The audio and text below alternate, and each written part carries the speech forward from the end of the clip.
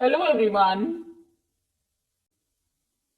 So students, today we are going to begin next chapter, that is third chapter of class 8th English book Honeydew, which is titled as Glimpses of the Past. Glimpse का मतलब होता है झलक, चीजें short में आपको बता देना। तो यहाँ पर हम ग्लिम्सेस देख रहे हैं ऑफ द पास्ट, यानी कि हमारी हिस्ट्री में जो चीजें हुई है, specially related to first war of independence. Chapter से पहले कुछ इंफॉर्मेशन आपको दी है, so before you read, here are some pictorial glimpses of the history of our country from 1757 to 1857. 1757 से लेकर 1857 तक इन 100 years में हमारे देश की हिस्ट्री के कुछ ग्लिम्स, कुछ झलक आपको दिखाई गई है पिक्चर्स के through. These pictures and speech bubbles will help clarify your understanding. ये पिक्चर्स और ये जो यहाँ पर आपको टॉकिंग क्लाउड्स दिए हैं, स्पीच बबल्स दिए हैं, ये हेल्प करेंगे आपकी अंडरस्टैंडिंग को क्लैरिफाई करने में of the conditions that led to the event known as first war of independence in 1857, कि वो कौन सी कंडीशंस थी जिनकी वजह से 1857 में फर्स्ट वॉर ऑफ इंडिपेंडेंस हुआ। द मार्टर्स, देश के शहीद। और फर्स्ट पिक्चर में क्या हो रहा है, at a function in Delhi, Delhi के एक फंक्शन में लता मंगेशकर जी गा रही हैं और यहाँ पर बैठे हैं पंडित जवाहरलाल नेहरू, डॉक्टर राजेंद्र प्रसाद और Indira Gandhi. O my countryman, let your eyes fill with tears as you recall the sacrifices of India's martyrs। बहुत फेमस सॉन्ग है, यहाँ पर ट्रांसलेट करके आपको दिया हुआ है।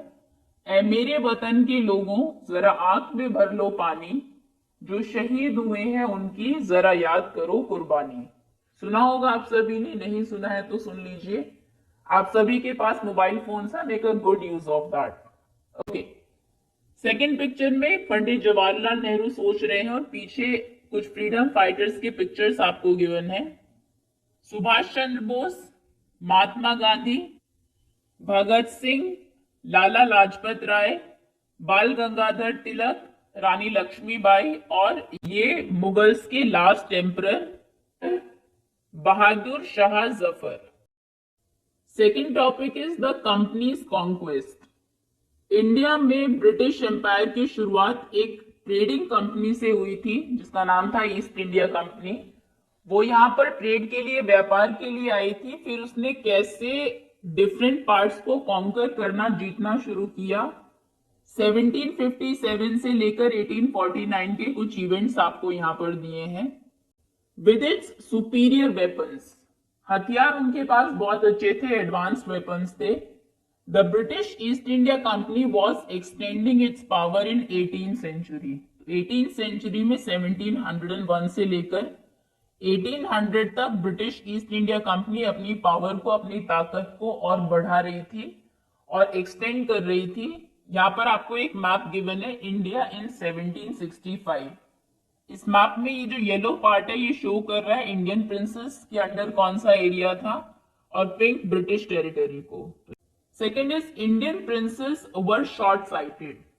हमारे देश के जो राजा थे उस टाइम पर, वो बहुत दूर का नहीं सोचते थे, शॉर्ट साइटेड थे। यहाँ पर ये राजा कह रहा है दैट अपस्टार्ट राजा बहा, अपने किसी नेबरिंग किंग की बात कर रहा है कि वो बहुत अहंकारी हो गया है। Call the British merchants, British merchants को बुलाओ। मर्चेंट्स यानी कि व्यापारी, बिजनेसमैन, उन्हें बुलाओ क्योंकि उनके पास एडवांस वेपन्स हैं। They will help me to defeat him, वो मेरी हेल्प करेंगे उसको हराने में। The people had no peace due to such constant fights, और ये constant fights होती रहती थी तो लोगों में बिल्कुल भी शांति नहीं थी इस टाइम पर। The rivalries helped the East India Company, क्योंकि इंडियन रूलर्स आपस में ही लड़ते रहते थे तो इन राइवलरीज ने ईस्ट इंडिया कंपनी को बहुत हेल्प किया।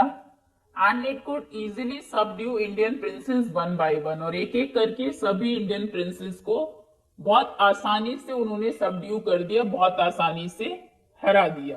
अ far seeing ruler like the brave Tipu of Mysore fought the British till he died fighting। अभी कुछ ब्रेव रूलर्स को भी मेंशन करना जरूरी है, जिनमें से एक थे टीपू सुल्तान ऑफ मैसूर। ये फार सीइंग थे, दूर की सोचते थे, इन्हें पता था कि ब्रिटिशर्स अगर यहाँ पर कंट्रोल स्टैब्लिश कर लेंगे तो उसके बाद क्या होगा, इसीलिए ये अपनी आखिरी सांस तक ब्रिटिशर्स से लड़ते रहे। अभी देखते हैं how did Indians react to these conquest. जो ब्रिटिशर्स कॉन्कर कर रहे थे डिफरेंट पार्ट्स को, इंडियंस का क्या रिएक्शन था इस पर। यहाँ पर ये कह रहे हैं thank God there is peace in the country now. शुक्र है कि अभी देश में शांति रहेगी, नो मोर वॉर्स, और कोई वॉर नहीं होंगे, and no looting by thugs, और ना ही ठग हमें अब लूटा करेंगे। It is God who sent the British, ये ब्रिटिश को हमारे लिए भगवान ने भेजा है। Our destiny is linked with them, हमारा जो भाग्य है वो उनके साथ लिंक्ड है। कुछ लोग सोच रहे थे कि शायद अच्छा ही हुआ ब्रिटिशर्स आ गए हैं, अब लड़ाइयां नहीं होंगी। The white man had killed और डिथ्रोन्ड आवर किंग्स, उन व्हाइट मैन ने हमारे राजाओं को मार दिया या डिथ्रोन कर दिया है, थ्रोन से, गद्दी से हटा दिया है। सम किंग्स वर नॉट गुड, कुछ राजा अच्छे नहीं थे, but after all they were of this land, लेकिन कम से कम वो हमारी जमीन के तो थे, इंडियंस तो थे। Now we have become slaves of foreigners, अभी हम क्या हो जाएंगे, स्लेव्स बन जाएंगे, फॉरेनर्स के गुलाम बन जाएंगे। Okay, next topic is British rule from 1765 to 1836। इस टाइम पीरियड पर ब्रिटिश रूल में क्या हो रहा था। Religious leaders preached ideas like untouchability and child marriage. इस टाइम पर जो कुछ धर्म गुरु थे वो किन आइडियाज को प्रीच कर रहे थे, लोगों को बता रहे थे। अनटचेबिलिटी कि कुछ सो कॉल्ड लोअर कास्ट के लोग हैं जिनके साथ डिफरेंटली बिहेव करना है, चीजें उनको टच नहीं करने देनी है। और चाइल्ड मैरिज, बच्चों की बहुत जल्दी शादी कर देनी है, स्पेशली गर्ल्स की। अभी देखिए ये क्या कह रहे हैं, anyone who crosses the seas loses his religion, कोई भी जो समुद्र को पार करेगा वो अपने रिलीजन को लूज कर देगा, ये माना जाता था उस टाइम पर। All the misery in the world is due to women, ये तो और भी महान है कि जितनी भी मिजरी, दुख है दुनिया में, जितनी भी परेशानियां, वो सब वुमेन की वजह से ही है। The truth was that Indians had lost self respect, और सच्चाई ये थी कि इस टाइम पर इंडियंस ने अपनी सेल्फ रिस्पेक्ट खो दी थी। द ब्रिटिश स्कॉर्न्ड देम, और ब्रिटिशर्स बिल्कुल भी उन्हें रिस्पेक्ट नहीं देते थे, उनका सम्मान नहीं करते थे।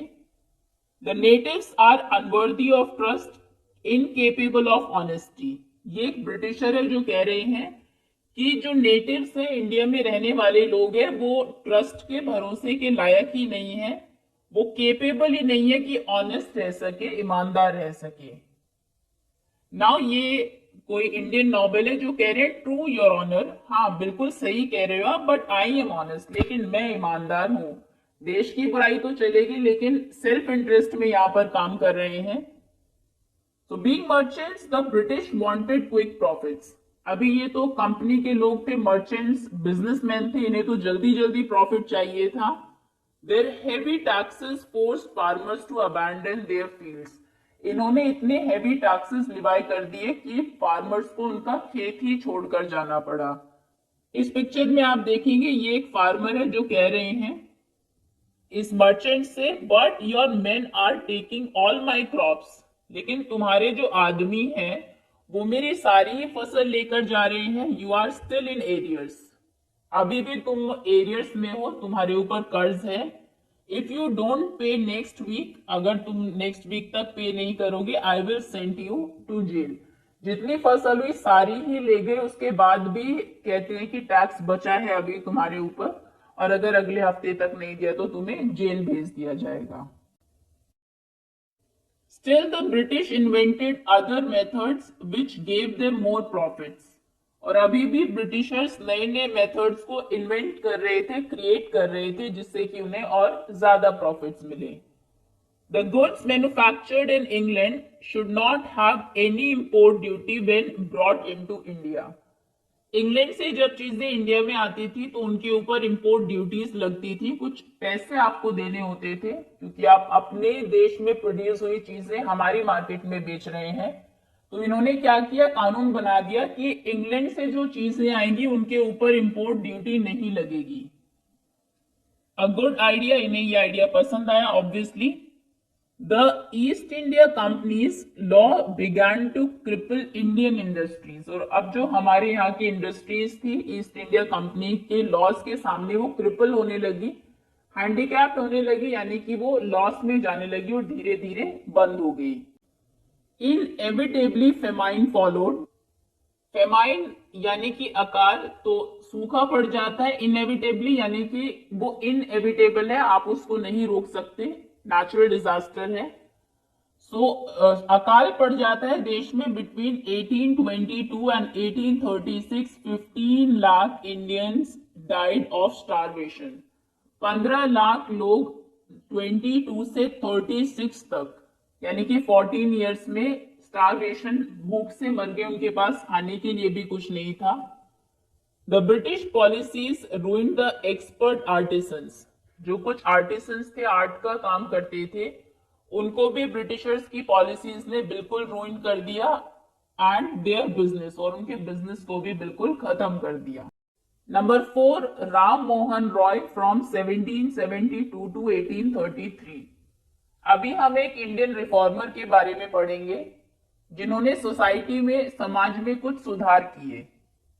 Ram Mohan Roy, a learned man from Bengal. Ram Mohan Roy एक पढ़े लिखे आदमी थे बंगाल से। Understood what was wrong with the country, और वो समझ गए थे कि देश में क्या गलत हो रहा है। अभी वो कहते हैं let us not despise ourselves, हमें अपने बारे में इतना भी गलत नहीं सोचना है। Our ancient culture is great, हमारा एंशिएंट कल्चर, पुरानी जो संस्कृति थी वो बहुत महान थी। And we are capable of greater achievements, और हम केपेबल है कि बहुत कुछ अचीव कर सकते हैं। We must first reform our society, लेकिन पहले हमें हमारी सोसाइटी को, हमारे समाज को सुधारना होगा। Superstitions have been ruining us, superstitions, ये जो अंधविश्वास है लोगों में, ये हमें बर्बाद कर रहे हैं।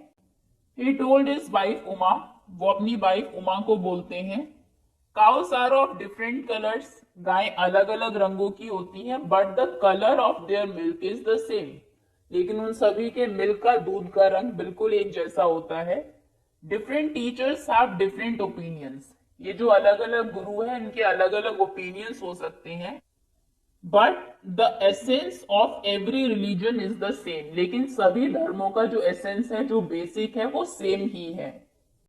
He was attracted by science and modern knowledge. Ram Mohan Roy बहुत अट्रैक्टेड थे साइंस से और मॉडर्न नॉलेज से। वो कहते थे knowledge should be practical and scientific, knowledge practical होनी चाहिए, साइंटिफिक होनी चाहिए।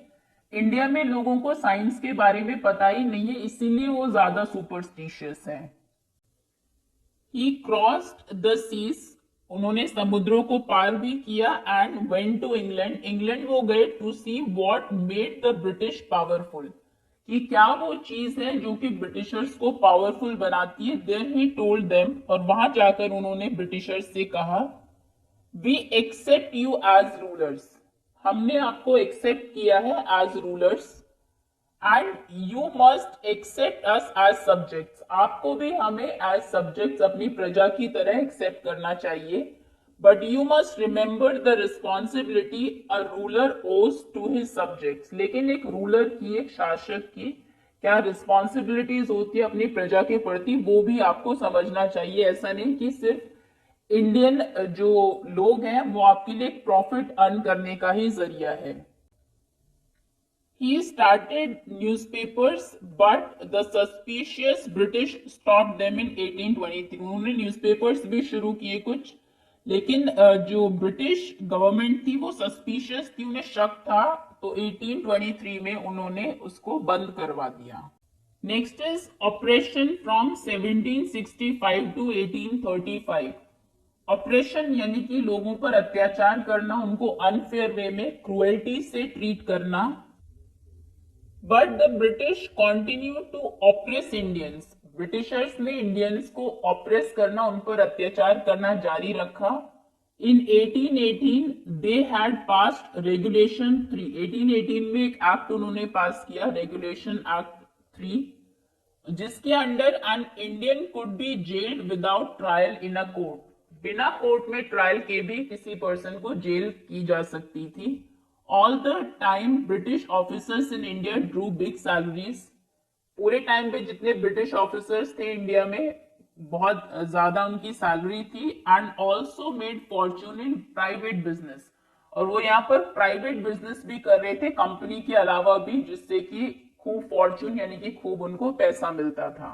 Bye 1829 Britain was exporting British goods worth 7 crore rupees to India. 1829 में ब्रिटेन से जो गुड्स इंडिया आ रही थी उनकी वैल्यू थी 7 करोड़ रुपए उस टाइम पर। आज से लगभग 200 साल पहले की ये बात है। और इसका एक रीजन ये भी है कि ब्रिटेन में उस टाइम तक इंडस्ट्रियलाइजेशन हो गया था, यानी कि प्रोडक्शन वहां पर मशीन्स के थ्रू होता था, जिसमें कि कॉस्ट और टाइम दोनों ही कम लगते हैं। और इसके बिल्कुल ऑपोजिट इंडिया में स्मॉल इंडस्ट्रीज थी, जिसमें आर्टिसंस वर्क कर रहे थे, उसमें टाइम भी ज्यादा लगता था, मेहनत भी ज्यादा लगती थी। तो ब्रिटेन की गुड्स चीपर होती थी, वो सस्ती होती थी इंडियन गुड्स के कंपैरिजन में, इसीलिए लोग उनको ज्यादा खरीदते थे। The British prospered on the company's loot while Indian industries began to die, तो ब्रिटिशर्स और प्रॉस्पेरस होते गए और हमारी देश की जो इंडस्ट्रीज है वो खत्म होती गई। Governor general Bentinck reported back home, उस टाइम के गवर्नर जनरल विलियम बेंटिक ने क्या रिपोर्ट किया? The bones of cotton weavers are bleaching the plains of India, कि इंडिया की जो कॉटन वीवर्स हैं उनकी बोन्स दिखाई देने लगी है। जो कॉटन के बुनकर थे, वीव करने वाले थे, क्योंकि हैंडलूम्स बंद हो गए थे, उनका ऑक्यूपेशन चला गया था, खाने के लिए कुछ नहीं था ब्रिटिश कॉटन मिल्स की वजह से।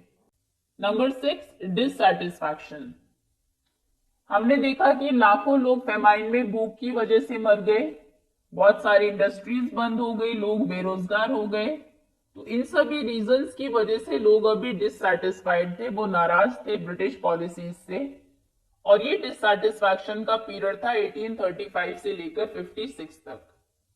Education in India was in Persian and Sanskrit, उस टाइम पर इंडिया में एजुकेशन संस्कृत और पर्शियन लैंग्वेज में होती थी। In 1835 a Englishman named Macaulay suggested a change, 1835 में मैकॉले कुछ चेंजेस, कुछ बदलाव सजेस्ट करता है। वो कहता है we should teach the natives through the English language, हमें इंग्लिश लैंग्वेज में ही इंडिया के लोगों को पढ़ाना चाहिए, और बाकी ऑफिसर्स भी अग्री करते हैं। English education produce clerks to home British gave petty jobs under them, जो इंग्लिश से जो लोग पढ़े लिखे थे उनको ब्रिटिशर्स ने कुछ पेटी छोटी मोटी जॉब्स क्लर्क जैसे अपने यहाँ पर दे दी। Incidentally it also produced a new generation of intellectuals, और बाई चांस कुछ इंटेलेक्चुअल्स, कुछ बुद्धिमान लोगों की एक नई जनरेशन भी इसकी वजह से प्रोड्यूस हुई। अभी इंडियन से आपस में बातें कर रहे हैं, we must educate our brothers, हमें अपने बाकी भाइयों को यानी कि देश के बाकी लोगों को भी एजुकेशन देनी चाहिए। And try to improve their material conditions, और उनकी कंडीशंस को इम्प्रूव करने की कोशिश करनी चाहिए। For that we must convey our grievances to the British parliament, और इसके लिए हमारी जो ग्रीवेंसेस है, जो शिकायतें हैं, हमें ब्रिटिश पार्लियामेंट तक पहुंचानी होगी। By 1856, the British had conquered the whole of India. 1856 तक ब्रिटिशर्स ने पूरे इंडिया को कॉन्कर कर लिया था। ये देखिए पूरा ब्रिटिश एरिया है, और येलो में ये स्टेट्स हैं जहां पर इंडियंस रूल कर रहे थे, इंडियन रूलर्स थे, लेकिन वो सिर्फ नाम के ही राजा थे, चलती वहां पर भी ब्रिटिशर्स की थी।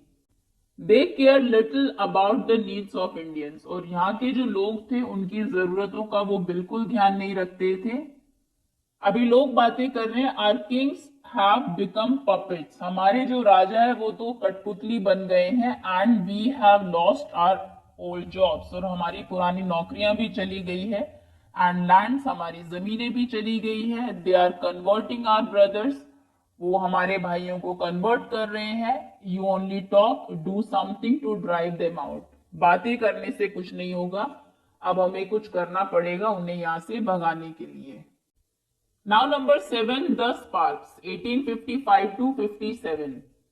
अभी इन 2 सालों में कौन से वो इंपॉर्टेंट इवेंट्स हुए जिन्होंने की स्पार्क, चिंगारी की तरह काम किया 1857 के फर्स्ट वॉर ऑफ इंडिपेंडेंस में। Taxes continue to ruin the peasants, taxes जो थे वो पीजेंट्स को, किसानों को कॉन्स्टेंटली बर्बाद कर रहे थे। बहुत हैवी टैक्सेस थे इन बंगाल। द संथल्स, बंगाल में एक ट्राइब थी Santhal, who had lost their lands under new land rules. Britishers ने एक नया लैंड रूल बनाया जिसके अंडर संथल्स की जमीन चली गई एंड दे बिकेम डेस्परेट, और इस चीज को वो सहन नहीं कर पाए। इन 1855 दे रोज इन रेबेलियन, 1855 में वो रेबेलियस हो गए, रिवोल्ट, विद्रोह उन्होंने कर दिया, and massacred Europeans and their supported alive, और जो यूरोपियंस थे या उनको सपोर्ट कर रहे थे उनके जैसे लोग, उन सभी को मैसेकर यानी कि बहुत ब्रूटली मार दिया। Discontent was growing in East India company's army too, और ईस्ट इंडिया कंपनी की जो आर्मी थी उसमें भी लोग डिसकंटेंटेड थे, खुश नहीं थे।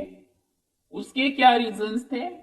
The white soldiers get huge pay, mansions to live in, servants. अभी जो कंपनी की आर्मी थी उसमें व्हाइट सोल्जर्स, कुछ ब्रिटिश सोल्जर्स भी थे और इंडियन सोल्जर्स भी थे।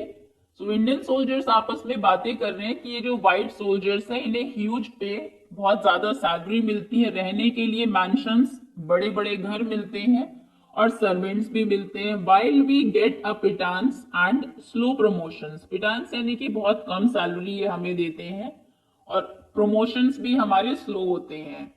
The Angrez ask us to cross the sea, which is against our religion. अंग्रेज हमें सी क्रॉस करने के लिए भी बोलते हैं, जो कि हमारे रिलीजन, हमारे धर्म के खिलाफ है। Who is the टोपी वाला to abolish our age old customs? ये टोपी वाले कौन होते हैं? हमारे इतने पुराने कस्टम्स को अबॉलिश करने वाले। We must drive out the अंग्रेज, हमें अंग्रेजों को यहां से बाहर भगाना होगा। सिपाही Mangal Pandey attacked the adjutant of his regiment and was executed. सिपाही बोलते थे जो इंडियन सोल्जर्स थे कंपनी की आर्मी में, क्योंकि हिंदी में वर्ड सिपाही है तो उसी से सिपाही वर्ड दिया गया था उन्हें। तो एक सिपाही थे मंगल पांडे जिन्होंने की अपनी रेजिमेंट के एजुटेंट, एजुटेंट बोलते हैं जो मेन ऑफिसर है उसके असिस्टेंट को, इन असिस्टेंट पर इन्होंने अटैक किया और इनको फिर एग्जीक्यूट कर दिया गया, मार दिया गया।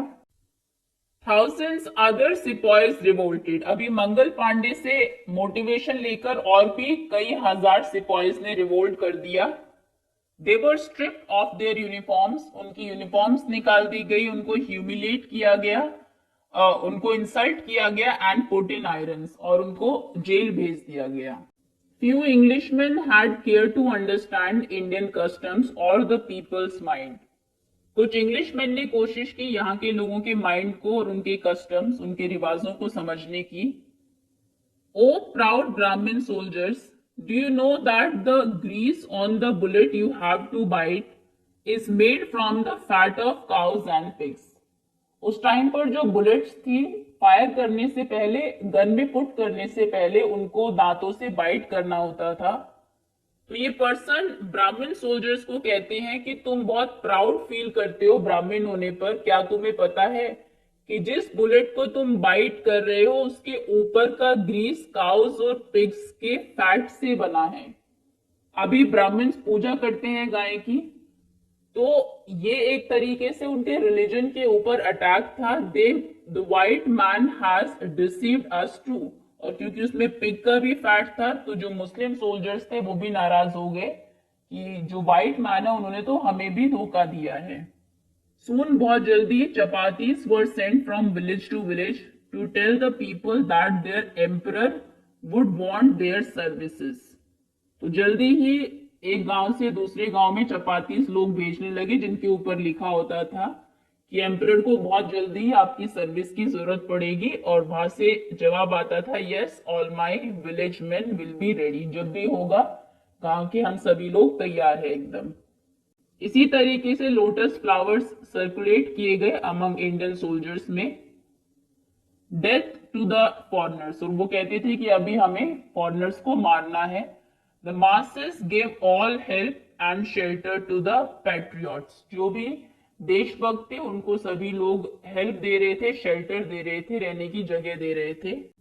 नाउ रिवोल्ट ऑफ 1857, 1857 का विद्रोह। Then there was a violent outbreak at Meerut, उसके बाद मेरठ में एक वायलेंट आउटब्रेक होता है। The sepoys march to Delhi, sepoys जो है वो दिल्ली की तरफ मार्च करते हैं। Long live our emperor Bahadur Shah, Bahadur Shah को वो अपना एम्परर घोषित कर देते हैं। द रेबेलियन स्प्रेड वाइडर, और दूर दूर ये जो है ये विद्रोह फैलता गया। Many landlords had lost their lands because of British policies, बहुत सारे जो लैंडलॉर्ड जमींदार थे उनकी लैंड चली गई थी ब्रिटिश पॉलिसीज की वजह से, एंड दे वर सोर, और इस बात से वो बहुत एंग्री, बहुत गुस्सा, बहुत सैड थे। The white man's rule must end, जब लोग उनके पास पहुंचते हैं कि जो व्हाइट मैन है उनका रूल एंड होना चाहिए, तो वो कहते हैं yes we will help you, हम आपकी हेल्प करेंगे। फाइट फॉर फ्रीडम 1857, और फाइनली फाइट हुई फ्रीडम के लिए, आजादी के लिए 1857 में। Many former rulers like Begum Hazrat Mahal of Lucknow were bitter, बहुत सारे पुराने रूलर्स जैसे कि लखनऊ की बेगम हजरत महल ये बहुत गुस्से में थी। The white man has taken away my kingdom, वो कहती है कि व्हाइट मैन ने तो मुझसे मेरा किंगडम ही ले लिया। They join the upsurge against the foreigners, तो फॉरनर्स के अगेंस्ट ये जो अपसर्च था, लोग खड़ा हो रहे थे ब्रिटिशर्स के अगेंस्ट, इसको इन्होंने भी ज्वाइन किया। Popular leaders like मौलवी Ahmadullah of Faizabad told the people, कुछ पॉपुलर लीडर्स थे जैसे कि मौलवी अहमदुल्ला थे फैजाबाद के, उन्होंने लोगों से कहा राइज ब्रदर्स राइज, द अंग्रेज इज रूइनिंग आवर लैंड, कि अंग्रेज जो है वो हमारी जमीन को बर्बाद कर रहे हैं, यही टाइम है कि हमें उनके अगेंस्ट खड़ा होना चाहिए। अजीमुल्ला खान टोल्ड तात्या टोपे, ये छोटे छोटे इंसिडेंट्स आपको दिए गए हैं उस टाइम के। सो अजीमुल्ला खान तात्या टोपे को कहते हैं that we should have Peshwa Nana Saheb as our leader in this war of independence, independence के लिए ये जो वॉर है इसमें हमें पेशवा नाना साहेब को अपना लीडर बनाना चाहिए। The patriots pounced upon the British, जो देशभक्त थे वो पाउंस्ड यानी कि टूट पड़े ब्रिटिशर्स के ऊपर, and fought pitched battles all over north India, पूरे नॉर्थ इंडिया में उन्होंने पिच्ड बैटल यानी कि बहुत सारे लोगों ने वायलेंटली कन्फ्रंट किया ब्रिटिशर्स को। 80 year old Kunwar Singh of Bihar received a bullet in his wrist, Kunwar Singh Bihar के 80 ईयर्स के थे जब वो लड़ रहे थे ब्रिटिशर्स के अगेंस्ट, तो उनको रिस्ट में एक बुलेट लगती है, और वो कहते हैं mother Ganga this is my last offering to you, mother Ganga ये मेरी लास्ट ऑफरिंग, आखिरी भेंट है तुम्हारे लिए कि मैं अपनी लाइफ ही आपको दे रहा हूं। ये एग्जाम्पल आपको दिया गया है कि लोग कितना परेशान, कितना ऑप्रेस्ड थे, कि किस जुनून के साथ और पैशन के साथ वो लड़ रहे थे, और इसीलिए ही ये फर्स्ट वॉर ऑफ इंडिपेंडेंस हुआ था। ओके, इसी के साथ चैप्टर आपको ओवर होता है। ये दिया गया है फ्रॉम आवर फ्रीडम मूवमेंट, जो कि एस डी सावंत ने लिखा है। होपफुली चैप्टर आप सभी को क्लियर होगा। Okay, thank you.